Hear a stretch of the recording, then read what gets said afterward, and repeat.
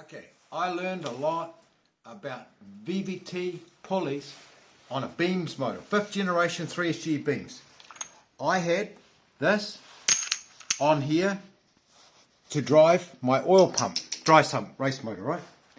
When I took the bolts out of here, when I was not looking, the internal, when you turn the cam like this actually spins. These internal threads can turn, and when I wasn't looking, the valve springs were pushing on the cam. I'd gone away, and I come back, and I'd moved 2 bolt holes clockwise. And the stupid car would not start. We towed it, we cranked it, we went through 2 batteries.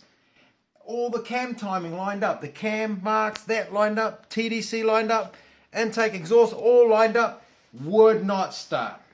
I went to a race guy, he helped me out. He said, get the rocker cover off, look at the lobes. They should be like this with your thumbs on number 1, you know. It wasn't. This one was around here. I thought, that's weird. Undid the bolts, grabbed the cam with a crescent, turned it back 1/4 of a turn, bolted it all back up. Noticed that the keyway at that point, that hole there, lined up with its selector. Didn't see it. And then we got an end result of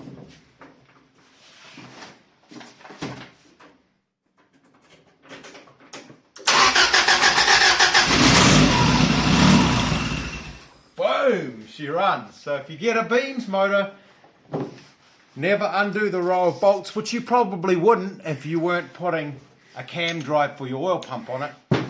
And definitely don't leave the bolts out when you're not looking, because it'll turn 1/4 of a turn on you because of the cam springs.